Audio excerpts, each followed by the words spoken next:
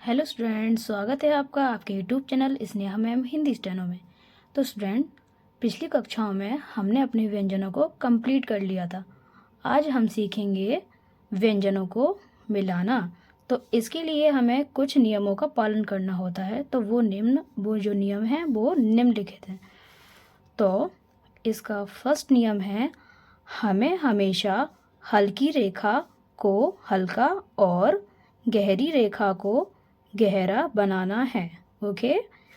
Second नियम है इसका, व्यंजन रेखाओं को लिखते समय इस बात का ध्यान रखना चाहिए कि जब एक व्यंजन को दूसरे व्यंजन से जोड़ा जाता है तो वह एक ही बार में बने।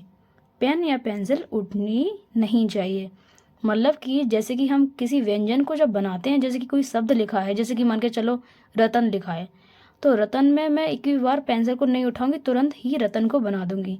ठीक है, अभी मैं बताऊंगी आपको किस तरह से। अभी आप ये नियमों को पढ़िए।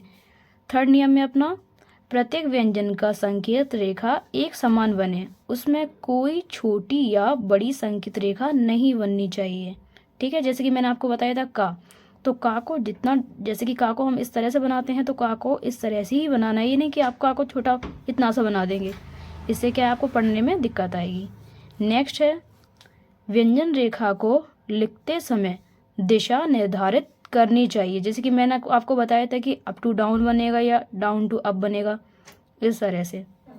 तथा पहले व्यंजन को पूर्ण रूप से बनाने के बाद जहाँ पहला व्यंजन पूर्ण होता है वहीं से अगली व्यंजन रेखा बनानी चाहिए। ओके। अब जो है नोट, ये मोस्ट इम्पोर्टेंट है कि मैम आप बता रहे हो कि किस तरह से हम बनाएंगे, लाइन पर बनाएंगे या लाइन के नीचे बनाएंगे, तो उसके लिए ये नोट मोस्ट इम्पोर्टेंट है। इस पर आप स्टार भी लगा सकते हो। तो ये नोट क्या है?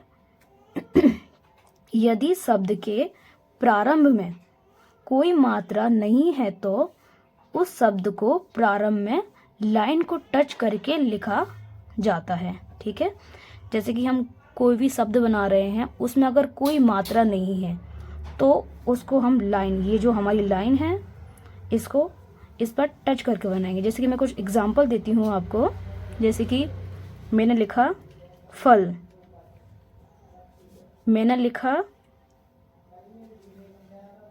बहन, मैंने लिखा रपट, मैंने लिखा मटक, मैंने लिखा भरन, मैंने लिखा गरम।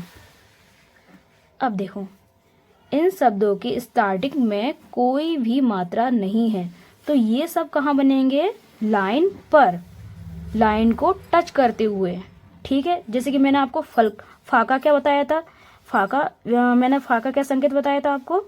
ये डैश निकाल के फा और ये ला, ये बन गया फल। वहन, वहन लिखना है हमें, तो बा का क्या संकेत है? व, यहाँ से ह और न, बहन। र प ट, रपट। म ट क, मटक। ठीक है, और ये भा का क्या होगा? भ र न, भरन। ग र म, गरम।